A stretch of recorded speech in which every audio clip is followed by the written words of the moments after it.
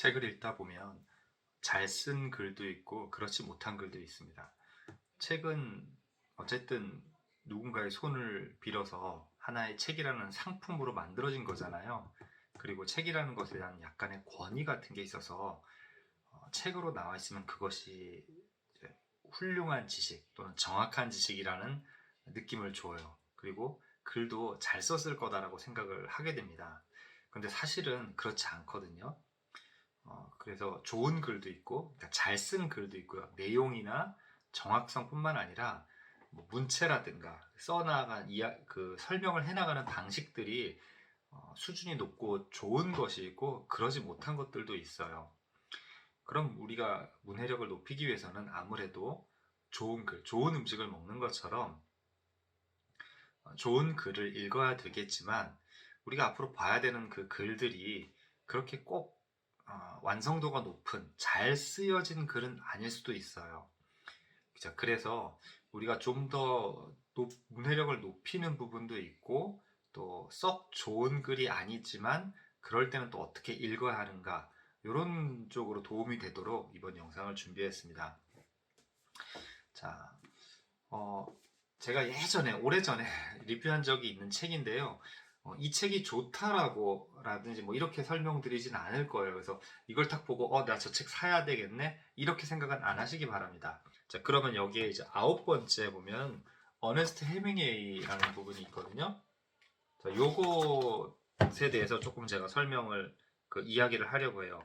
그 9번째 어네스트 헤밍웨이에 대한 얘기가 있고 10번째는 네페르티티 흉상이라는 것을 소개한 두 편의 글이 있습니다. 이제 앞부분에 있는 어네스트 헤밍웨이에 관한 글은 조금 읽기가 이상해요. 두 번째의 네페르티티 흉상은 그것에 비해서 짜임새가 좋습니다. 그래서 여러분들이 읽을 때 어떻게 보면 뭐랄까 네페르티티 흉상 10번째 글은 좀 매끈한 데서 여러분이 자유롭게 확 달려나갈 수 있는 그런 글이라면 어니스트 헤밍웨이 편 9번째 글은 자갈이거나 바닥에 뭐가 이렇게 좀 많이 흩어져 있어서 피해 간다든지 밟으면 미끄러질 수도 있는 그런 불편한 부분들이 있어서 그걸 주의해 가면서 달려야 되는 그런 것 같아요. 근데 실제 우리가 살아갈 때 정말 아무것도 없이 잘 정돈되어 있는 땅을 밟는 건 아니지. 그런 땅만 밟는 건 아니잖아요. 그러니까 이 어니스트 헤밍웨이 편도 글이 좀 이상하지만 그러나 여러분들이 이러한 글도 한번 만나보는 것이 좋겠다. 그리고 그런 것에 어떻게 대처하는지를 한번 들어보시면 좋을 것 같습니다. 자, 여기 제가 이제 글을 보고 있는데요. 자, 보세요. 우리가 글을 읽을 때 제가 이제 설명할 때 항상 우리 마음속에 이 글을 읽으면서 뭔가를 생각을 하죠. 그걸 마음속에 이제 생각을 합니다. 우리가 내용이라고 얘기를 하거나 내용이라고 얘기하면 보통 이 글에 뭐가 담겨 있다라고 하는데 우리가 눈으로 보는 순간 바로 그 내용이 이런 내용이네. 눈을 통해서 글을 읽음으로써 파악하긴 하지만 그 파악한 것이 눈에 보이진 않아요. 무슨 말이냐면 글을 읽으면서 우리가 생각을 통해서 이런 얘기를 하고 있구나 라고 우리 머릿속에 만들어내는 거죠. 마치 누군가가 야, 너 손을 들어. 자, 그 다음에 이런 걸 한번 그려봐 라고 지시를 하니까 내가 그 말을 듣고 알아서 그리는 거예요. 그러니까 야, 강아지 한 마리 그려봐. 그러면은 강아지를 어떻게 그려야 하는지 나한테 일일이 설명해 주는 게 아니라 야, 강아지 그려봐. 뭐 푸들 있잖아. 그러면 내가 아는 푸들을 내가 이렇게 손으로 그리는 거죠. 저자와 독자와의 관계는 좀 이래요. 근데 푸들 그려봐 했다가 갑자기 또 강아지 밥그릇 그려봐 이래 버리면 이거 그렸다 저거 그렸다. 물론 강아지와 강아지 밥그릇이니까 좀 연관은 있을 수 있겠지만 이 얘기했다 저 얘기했다가 하는 것 같이 되죠. 근데 이걸 조금 연결을 시켜서 저는 리트리버를 키워요. 리트리버는 대형견이잖아요. 리트리버 그려봐. 그래서 누가 그렸어요. 그러니까 리트리버가 밥을 먹을 때 생각해서 그 리트리버의 밥그릇을 그려봐. 그럼 어때요? 대형견이고 리트리버는 밥을 많이 먹거든요. 그리고 대형견이고 높이가 높으니까 너무 바닥에 납작해서는 안 되겠죠. 그래서 이런 대형견들, 중대형견들은 그냥 바닥에 밥그릇을 놓는 게 아니라 조금 이렇게 올려놓기도 합니다. 그럼 어때요? 개가 생긴 모습, 체형과 밥그릇의 모양이 서로 어울리게끔 마음속에서 만들어내는 거죠. 이런 읽기가 필요해요. 그러니까 강아지 밥그릇과 리트리버, 이것 이외에는 다른 정보를 안 줬지만 리트리버가 어떤 크기야, 어떤 생김새가 있고 얼마나 먹어라는 우리의 지식을 참고하면서 그것과 어울리는 밥그릇을 마음속에 생각을 한 거잖아요. 그래서 그걸 그리는 거잖아요. 자, 이렇게 내용과 내용이 서로 결합할 수 있게끔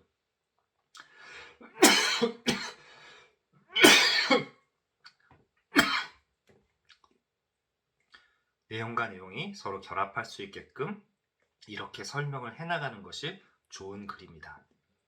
그리고 이런 설명을 따라서 우리 마음속에서도 이렇게 생각을 하는 게 필요하죠.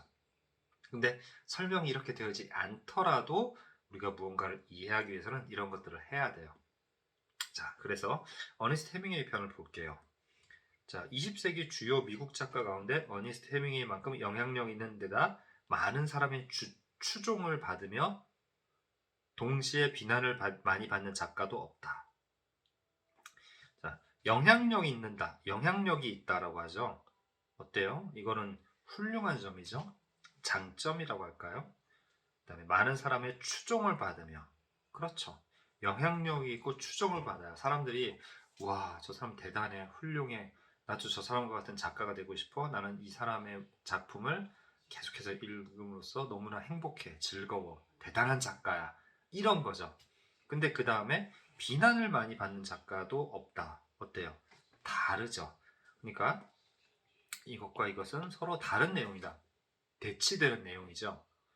그러면 이런 얘기가 나오면 훌륭한 평가를 받기도 하고, 한쪽에서는 훌륭하다고 평가하고, 다른 쪽에서는 훌륭하지 않다, 비난을 해요. 이렇게 딱 나오면 서로 다른 어떤 평가를 받으면 이게 흥미진진하잖아요. 근데 훌륭하다 또는 훌륭하지 않다, 어느 쪽으로도 글이 나아가는 것이 아니라 다른 그러니까 엉뚱하다기보다는 앞에 이야기한 첫 번째 문장에서 이야기한 것과 전혀 무관한 다른 내용으로 갑니다. 해밍웨이는 생전에도 대중적으로 널리 알려져 있었다. 다르죠? 이게 이제 번역서인데 번역의 문제일까요? 번역이라고 하더라도 어떻게 이 원문이 어떻게 되었을 거다라고 이렇게 추측할 수가 있을까요? 이렇게 좀 이 얘기했다 저 얘기했다가 A냐 B냐 해서 다음에는 A 또는 B로 나갈까? 아니면 A나 B와 같은 상반된 평가를 받는 이유가 뭘까? 라고 기대했더니 갑자기 C 이렇게 가버린 거죠. 그러니까 좀 황당해요.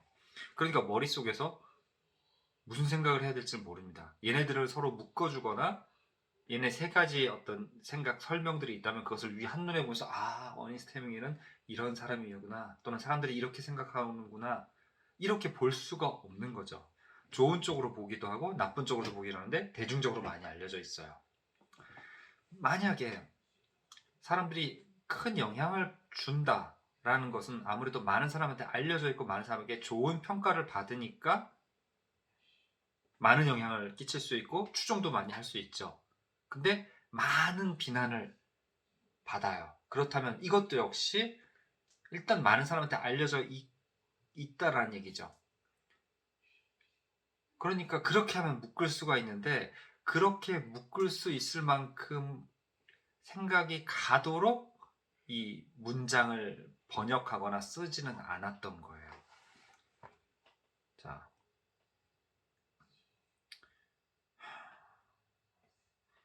거기다가 이제 두 번째 문장 보면 해밍웨이는 생전에도 대중적으로 널리 알려져 있었다. 그러면 에도니까 사후에잖아요. 사후에. 근데 앞에 내용이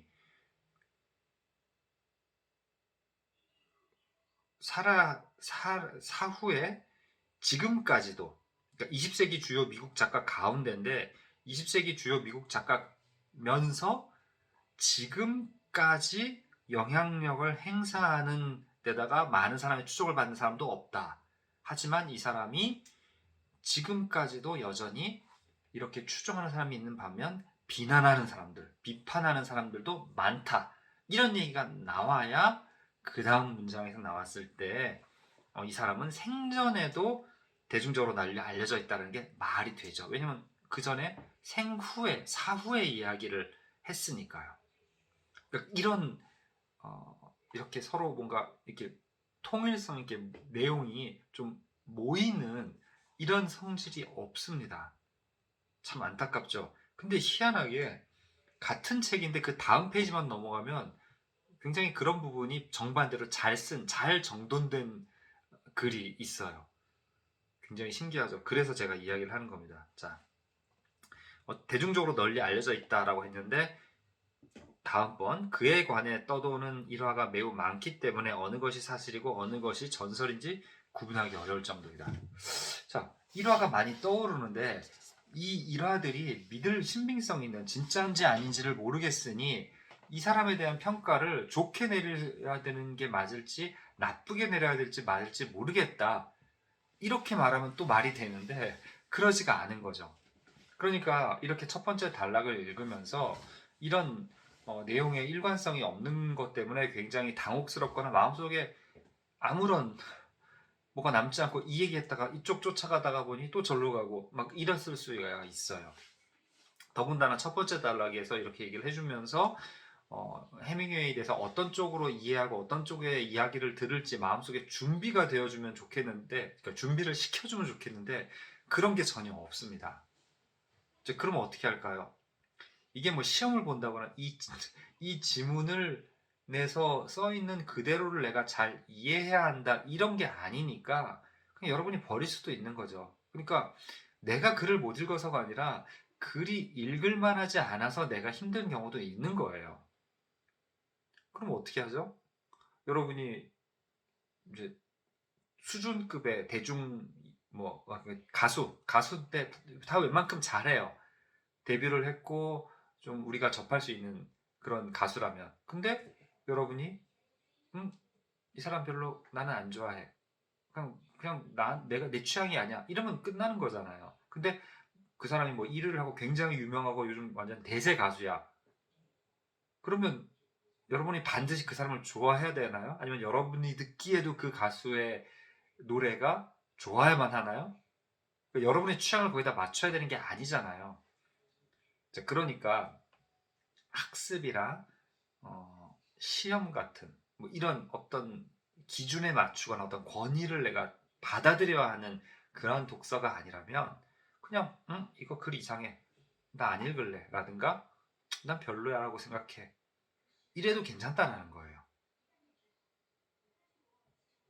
이 세상에 책이 굉장히 많거든요. 여러분이 그 중에 골라서 사거나 보는 거지 마치 교과서처럼 책이라는 건 모두 교과서처럼 너는 이번 연도에는 이거를 봐야만 해. 그리고 여기서 본 것이 너가 앞으로 너에게 인생에 굉장히 큰 어떤 이정표가 될 수 있는 그 시험에 나올 거야. 이런 건 아니거든요. 베스트셀러라 하더라도 여러분이 꼭 그걸 봐야 되는 필요는 없는 거예요. 여러분이 선택하고 여러분이 원하는 것에 따라서 할 수도 있고 안 할 수도 있고 또 남들은 다 좋다고 하더라도 그냥 난 별로라고 생각해. 나는 좀 안 맞아. 이럴 수 있는 거죠. 자, 그래서 여기서 봤습니다. 어쨌든 글이 여러분을 힘들게 불필요하게 힘들게 하고 있어요. 자, 그래서 첫 번째 단락 끝나고 나니까 이제 해밍웨이의 어떤 삶에 대해서 해밍웨이가 작가로 어떻게 성장해 가는지에 대한 이야기를 끝까지 합니다. 끝까지. 그러니까 이 다음부터는 좀 말이 좀 잘 연결이 돼요. 자, 해밍웨이는 일찍부터 작가가 되고픈 꿈을 꾸고 있었다. 18세기 무렵 신문 기자로 몇 달 동안 활동하다가 자, 신문 기자.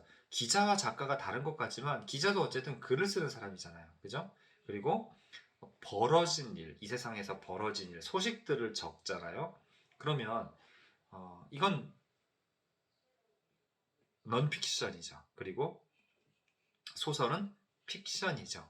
하지만 픽션이 이 세상에 없는 것에 관한 이 글을 쓰는 게 아니라 있을 수 있는 것 또는 내가 경험하고 본 것을 통해서 그것을 변형시키거나 또 다른 무언가를 내가 만들어서 픽션을 쓰게 되죠. 그러니까 기자라는 직업은 작가가 될 수 있는 좋은 경험을 많이 제공을 해줄 겁니다. 라고 제가 생각을 하죠. 누가 얘기를 했다든지. 그럼 여러분도 이런 생각을 할 수 있죠. 그러니까 여기는 안 써 있지만 신문 기자로 그러면서 글도 많이 쓰고 보는 것도 많이 보고 또는 뭐 선배다 누구론가로부터 글 쓰는 법을 많이 배우지 않았을까 아니면 잘 썼으니까 신문 기자가 됐다든지요. 뭐 이런 생각들을 덧붙일 수 있죠. 자, 그 다음에 제1차 세계대전 기간에는 이탈리아 전선 적십자 구급차 운전사로 일했다. 그때 부상을 크게 입었다. 전쟁이 끝난 후 해밍웨이는 거트루드 스타인과 전쟁의 잔인함에 환멸을 느낀, 자, 아까 부상을 입었다라고 했는데 환멸을 느꼈어요. 참전에서 많은 공을 세웠다. 근데 환멸을 느꼈다. 그럼 마음속 어떻게 생각할까요? 무수히 많은 전투를 치르면서 거기서 겪은 비인간성이라든가 폭력이라든가 잔인함 또는 비극 이런 것들에 마음이 피로해져서 그랬겠지라고 생각을 하겠죠. 이 사람은 어때요? 크게 부상을 입었습니다. 그렇다면 죽을 뻔한 위기를 겪고 몸의 고통 그리고 자기가 이제 부상을 겪었으니까 다른 부상 입은 사람이거나 목숨을 잃은 사람들에게도 이게 이렇게 공감하기가 쉬워지죠. 그러면서 전쟁의 환멸을 느꼈다. 그럴 수 있겠구나. 또 이렇게 생각하죠. 그러니까 이 글을 우리가 이렇게 주체적으로 이해할 수가 있습니다. 그러면서 내가 갖고 있는 지식, 경험 등을 동원해서 이걸 소화를 하는 거죠. 자, 어때요? 그러니까 지금까지 이 두 번째 단락은 몇 문장 읽을 때 뭔가 한쪽으로 쭉 이렇게 집중해서 나아가는 느낌이 드는데 첫 번째 단락은 막 완전히 난사라고 그러죠. 여기 썼다 저기 썼다가 이런 게 보입니다. 자, 그러니까 두 번째 단락에서는 이제 여기 써 있는 대로 잘 쫓아가면 돼요. 쫓아가는데 자 이쪽으로 와 그럼 글로만 가는 게 아니라 내 생각이 필요하죠. 그래서 이래서 이랬겠구나 이 사람은 이랬겠구나 이런 생각들을 해주시는 게 좋겠어요. 자, 그 다음에 이른바 잃어버린 세대 작가들과 함께 파리에서 몇 년을 보냈다. 그곳에서 자신의 트레이드 마크가 되는 문체를 다듬었다. 문체를 다듬었다. 문체가 뭔지 아실 텐데 문체를 다듬었다라는 건 글 쓰는 방식, 글을 어떤 식으로 쓰냐, 어떤 표현이라든가 그 꼭 표현뿐만 아니라 무엇을 위주로 하고 무엇에 초점을 맞춰서 한다든지 어떤 묘사를 한다든지 뭐 이런 여러 가지들이 들어가 있는데 그것들이 다듬는다라고 했어요. 다듬는다는 건 완성도를 높인다라는 거죠. 그러니까 그전에는 좀 서툴거나 또는 어떤 자기가 갖고 있는 생각과 사상이나 이런 것들을 나타내기에 조금 숙련이 덜 돼 있는 그런 상태였다면 그걸 다듬어서 그걸 더 잘하게 만들어 냈다라는 얘기가 되는 거죠. 그런 식으로 이해를 하는 겁니다. 겉으로 보이는 간결함 속에 숨겨진 반복적이고 절제되고 자의식적인 남성적 상문체가 그것이다. 해밍웨이를 읽어보신 분들은 이제 이렇게 표현한 걸 보면서 해밍웨이의 문체, 해밍웨이가 쓴 글, 그래서 글에 맞아 이랬었지. 그러니까 여기서 표현한 것과 여러분이 경험한 해밍웨이의 문체를 비교하면서 그렇구나, 그래 그렇구나 이렇게 하겠죠. 해밍웨이를 읽어보지 않은 분들 또는 기억이 나지 않는 사람들이라면 여기 써있는 이 문장을 통해서 상상을 하는 거죠. 그렇다면 남성적이다 라는 게 어떤 의미인지 느낌이 있을 거고요. 남성적 산문체라면 여러분이 남성적 산문체라고 하는 것을 접해본 적이 없거나 산문체가 남성적 산문체가 어떤 거다 이렇게 좀 안적이 없다 하더라도 아마 그냥 이런 거겠지라는 생각이 좀 드는 거죠. 그러니까 이때 그냥 쓱 지나가는 게 아니라 생각을 한번 해보는 거예요. 도대체 남성적 산문체가 뭘까? 만약에 어떤 글을 보면서 아 이건 참 문체가 남성적이야 이렇게 느꼈거나 누가 말해줬다면 아 그런 거겠지 이렇게 생각을 하겠지만 그게 아니라면 남성적 산문체를 여러분 접해본 적이 없을지라도 뭔가 말하는 게 이쁘장하게라보다는 좀 직선적이고 좀 툭툭툭 던져 이렇다 이렇다 뭐 수식이 많지 않고 이러지 않을까 등등 뭐 이런 식으로 생각할 수가 있죠. 이런 생각이 필요한 거예요. 자, 그래서 이렇게 쭉 나가서 이제 첫 번째 달러가 달리 그 다음은 괜찮게 나아갑니다. 자, 그러면 이제 다음에 뒤 10번째 그 이야기를 한번 보도록 할게요. 자, 두 번째 두 번째 볼 건 아까 말씀드린 대로 네페르티티 흉상인데요. 시작부터가 잘 나갑니다. 이때도 역시 잘 읽는 법 설명이 될 수도 있고 이 글이 가진 그 잘 쓰여진 글의 전개를 여러분이 보실 수가 있어요. 자, 이집트 미술에서 가장 유명한 작품 중 하나인 네페르티티 흉상은 이집트 미술 뭐 이렇게 벽면에 가슴, 몸은 앞을 향하고 있는데 고개를 이렇게 돌리고 있는데 눈은 마치 이렇게 뭐 이런 거 있잖아요.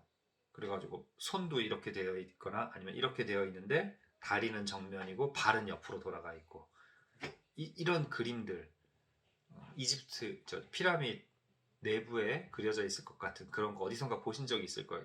이집트 미술이라니까 이런 거 생각할 수도 있죠. 자, 거기서 가장 유명한 작품이 네페르티티 흉상은 네페르티티 흉상이 뭐야? 들어본 적이 없어요. 그럼 이제 그게 석회석으로 만들어진 것으로 그러니까 그게 뭔지 모르겠는데 어쨌든 그런 게 있고 그건 석회석으로 만들어진 것인데 자, 석회석으로 만들어졌는데 그 다음에 1912년 독일 고고학자 루드비히 보르하르트가 지금의 이집트 테렐 아마르나 유적지에서 발굴했다.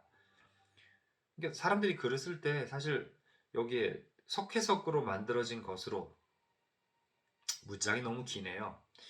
네페르티티 흉상은 이집트 미술에서 가장 유명한 작품 중 하나이다. 여기서 얘기가 하나 있고요. 그 다음에 그것은 석회석으로 만들어졌다. 그리고 그 다음에 뒤에 어떻게 누가 어디서 발굴했다. 여기까지 끝나는데 발굴했다까지 끝나죠. 근데 석회석으로 만들어진 것으로 요건 좀 동떨어진 거죠. 그냥 TMI인 거예요. 그냥 만들어줘 얘기를 해줘요. 석회석으로 만들어진 걸 이 타이밍에서 왜 말해야 될까? 근데 별로 이유가 없더라고요. 그래서 이거 그냥 그렇게 들어갔습니다. 사람들이 습관적으로 그냥 이렇게 쓸 수 있어요. 그럴 때 그렇구나 그러고 넘어가면 됩니다. 자, 그 다음에 독일 고고학자가 발굴을 했어요. 자, 발굴했다까지 갔죠. 그리고 나서 다음 문장 이제 첫 번째 긴 문장이 끝나고 나서 이 흉상은 이거를 이제 국어 교육 쪽에서는 결속성이라고 이야기를 합니다. 이제 약간 인지심리 쪽에서 얘기하는 것과 국어 교육에서 얘기하는 게 약간 용어가 조금 다르게 보는 게 있거든요. 그러니까 결속성, 그러니까 이제 뭐 코헤런스와 코헤이전 두 가지 갖고 얘기하는 건데 이제 뭐 요거는 여러분이 아실 필요는 없고 어쨌든 지금 중요한 건 뭐냐면 이 흉상은이라는 표현이에요. 이 흉상이 뭡니까? 앞에서 이야기한 네페르티티 흉상이죠. 네페르티티 흉상에 대한 이야기를 하고 있었어요. 그러면서 그거를 또 얘기하죠. 그러면 아까 얘기하고 있던 설명하는 대상과 지금 설명하는 대상이 동일하니까 계속해서 이 글은 같은 흉상에 대한 이야기를 하고 있는 거예요. 같은 대상에 대한 이야기를 하는 거죠. 이렇게 내가 아까 얘기하던 그것에 대해서 계속해서 얘기를 하고 있어 라고 해줌으로써 마음속에서 우리가 설명을 들을 때 뭐에 대한 설명이구나. 그리고 내가 아까 설명을 들으면서 생각했던 거기에다가 이걸 이어서 가게 되는 거예요. 자, 뭐냐면 네페르티티 흉상은 이집트 미술에서 가장 유명한 거라고 했어요. 가장 유명한 건데 독일 고고학자가 발굴을 했어요. 이집트 어디에선가. 근데 이제 다음 문장 가니까 이 흉상은 고대 이집트 조각가 투트모스의 공방에서 발견되었는데, 자, 아까 발굴했다라고 했죠. 어디 유적지에서 발굴했다라고 했는데, 그 다음 문장에서는 어디에서, 누구의 공방에서 찾았다라고 하면 이것을 발굴하거나 발견, 똑같은 얘기죠. 찾았다, 찾는 그 상황에 대한 이야기가 이어지는 거죠. 그러니까 제가 아까 흉상, 네페르티티 흉상에 대한 이야기가 이어져 온다라고 했는데, 좀 더 구체적으로 얘기하면 네페르티티 흉상의 발견 또는 발굴에 대한 이야기가 앞문장과 뒷문장에서 이어져 가는 거예요. 그러니까 앞에서 봤던 해밍웨이에 대한 이야기와는 달리 이거는 이쪽 갔다 저쪽 갔다 하는 게 아니라 쭉 이어져 가고 있죠. 같은 이야기, 동일한 이야기는 하지만 같은 영역에 대한 이야기를 하고 있어요. 첫 번째 문장에서는 그러니까 어디에서 누가 발견했다. 두 번째는 그것을 좀 더 구체적인, 그냥 유적지가 아닌 누구의 공방에서 발굴했다. 자, 그렇다면 누구의 공방에서 발견됐다면 그 사람이 갖고 있던 거거나 이런 거죠. 그러니까 갖고 있는 거는 그 사람이 샀거나 아니면 그 사람이 만들었거나인데, 여기 보니까 조각가의 공방에서 발견됐다면 아마 그 사람이 만든 게 아니었을까? 이렇게 생각할 수가 있죠. 그랬는데 여기서 문장이 딱 끝난 게 아니라 투트모스의 공방에서 발견되었는데 하고 나서 깨진 항아리 조각으로 가장해 이집트 밖으로 밀반출되었다. 자, 깨진 항아리 조각으로 가장해 이집트 밖으로 밀반출되었다. 그러면 이거 누가 했겠어요? 발굴한 사람, 아까 루트비히 보르하르트, 또는 이 사람의 발견을 한 다음에 누군가의 협조를 받아서 밀반출 됐겠죠. 밀반출하니까 또 약간 많은 유적지를 밀반출 당한 민족의 자손으로서 열이 갑자기 확 올라올 수 있는데, 뭐 그것도 자연스러운 일일 수 있어요. 아, 그래, 이건 나쁜 일이야 라든지 같이 분개할 수 있죠. 그런데 어쨌든 이 밀반출이라는 건 아까 앞에서 발견, 발굴, 그 다음에 밀반출하니까 발굴된 다음에 벌어지는 일이니까 또 우리가 이어서 생각하기가 있을 수 있죠. 자, 그 다음 거 볼게요. 다음 문장. 네페르티티는 기원전 1353년부터 1335년까지 2년 동안이네요. 뭐 이렇게 하여튼 이집트의 지배한 파라오 아멘호텝 4세의 가장 중요한 왕비였다. 자, 그러니까 어디서 누가 발견했다? 가장 중요한 조각, 이집트 미술에서 가장 중요한 조각인데 어디서 발견했다? 누가 어디서 발견했다? 그리고 좀 더 들어가서 누구한테서 발굴됐는데, 근데 그 얘기를 하는 경우 이유는, 그러니까 두 번째로 또 발굴된 장소를 이야기하는 이유는 그 사람이 만든 거니까, 조각가 누군가가 만든 거니까. 자, 이제 여기까지 얘기하고 이제 그 조각상의 원본은 아니라 그 원 모델, 즉 네페르티티 조각상인데 이 네페르티티가 어떤 사람이냐 쪽으로 갔어요. 어때요? 흐름 괜찮죠? 그러니까 우리는 이런 생각을 하면서 자연스럽게 읽어가면서 마음속에서 이 글이 말하고 있는 것들, 이 글이 설명해 주는 것들에서 그 대상이 조금 옮겨가기도 하지만 어쨌든 이러이러한 거구나라고 이렇게 이어서 정보를 모을 수가 있어요. 근데 아까 같은 글은 그런 글만 읽으면 이 얘기했다 저 얘기했다 되게 산만하니까 이렇게 모으는 능력들이 생기지 않을 수 있죠. 모으는 방식으로 읽기가 발전하지 않을 수 있는 거예요. 자, 그래서 왕비였대요. 중요한 왕비였는데요. 그 다음에 아멘호텝, 그러니까 왕비인데 이 남편인 아멘호텝 4세는 통치 기간 중에 자신의 이름을 태양의 신 아톤을 섬기는 자라는 의미로 아케나톤으로 바꾸고 윤리를 강조하는 최초의 일신교 신앙을 채택했다. 자, 태양의 신 아톤을 섬기는 자라고 하니까 이 일신교는 태양의 신 아톤을 얘기하겠죠. 그러니까 어때요? 내용이 또 흩어지거나 무관한 내용들을 그냥 억지로 한 번에 말한 게 아니라 다 연결이 되고 자기가 하려는 말만 이렇게 이어서 가고 있잖아요. 자, 그런데 그러니까 네페르티티 상을 얘기하는데 네페르티티의 남편 얘기를 했어요. 그리고 남편이 어떤 사람인지. 그러면 이게 네페르티티 조각상과 하고 무슨 상관이지? 남편의 조각상을 얘기하는 게 아니라 그 이런 일을 했던 그 왕의 아내 어떤 네페르티티를 얘기하고 있는 네페르티티의 조각상인데 왜 남편 얘기를 하는 거지라고 했더니 이 남편과 거의 맞먹는 지위를 누렸대요. 지위를 누렸다. 그러면 남편이 뭔가 평등하거나 많은 권한을 줬구나. 자기와 비슷한 지위를 줬구나. 이렇게 끝날 수 있죠. 근데 그 다음 문장 보세요. 어떤 학자들은 네페르티티가 새로운 신앙 도입의 배후이며 여기서 새로운 신앙이 뭡니까? 이전에 나왔던 거 생각을 해줘야죠. 태양의 신 아톤을 섬기는 자, 일신교. 그러니까 이게 하나의 신으로 만든 게 말하자면 이 남편의 업적인데 그것의 배후가 네페르티티일 수 있다는 거죠. 학자들이 그렇게 본다는 거죠. 그러니까 맞먹는 지위를 누렸으니까 이렇게 했거나 아니면 이걸 해내서 뭔가 그게 되게 좋은 결과를 줬기 때문에 이 왕비를 이렇게 높여서 왕하고 동급으로 삼았나? 이런 생각들을 할 수가 있죠. 자, 심지어 일정 기간 동안 섭정을 했다고 주장한다. 섭정. 세상에. 그럼 뭐 왕이 더 어리고 지혜롭지 아직 지혜가 충분하지 않아서 좀 더 성숙한 또는 경험을 갖고 있는 왕비가 왕을 도와주면서 그랬을까? 거기에 대해서는 더 나아가진 않아요.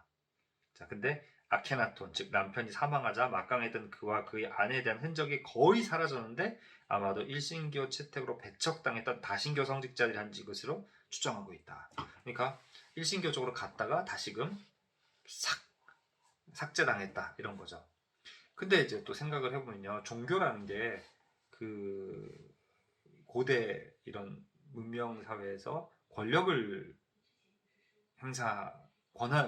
주기도 하고 권력을 잡는 어떤 방식이기도 하죠. 그 일신교로 통일했다는 건 그 전에 그 종교와 결합되어 있는 권력을 가진 사람들의 권력을 뺏어와서 왕이 이렇게 뭐 강화했다 이런 것일 거야라는 생각도 해볼 수가 있어요. 그러니까 이제 종교가 다시 돌이켜지면서 권한도 그 왕이 갔던 권한도 딴 쪽으로 좀 가지 않았을까 뭐 이런 생각도 해볼 수 있고요.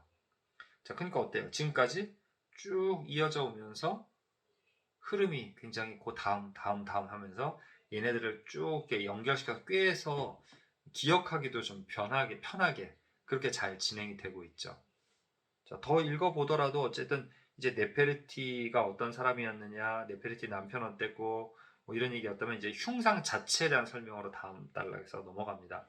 그래서 네페르티 흉상은 어떻게 생겼고 어떻게 보존되어 있고 어떤 모습을 가지고 있다 이런 얘기로 나아가요. 자, 그래서 이러한 글은 좋은 글이고 이런 글을 읽을 때 우리가 읽는 능력들이 많이 좋아질 수가 있습니다. 그런데 이렇게 잘 짜임새를 가진 글이 아니더라도 우리는 읽어야 될 때가 있기도 해요. 그러니까 여러분이 싫으면 안 읽어도 되지만 읽어야 될 때는 말하자면 자갈밭을 뛰어가는 것처럼 거기에 적응해서 읽을 수 있는 것도 필요하다는 거죠. 그래서 우리가 읽을 때 어떤 생각을 하면서 읽어가는 것이 바람직한지에 대한 이야기를 해드렸습니다.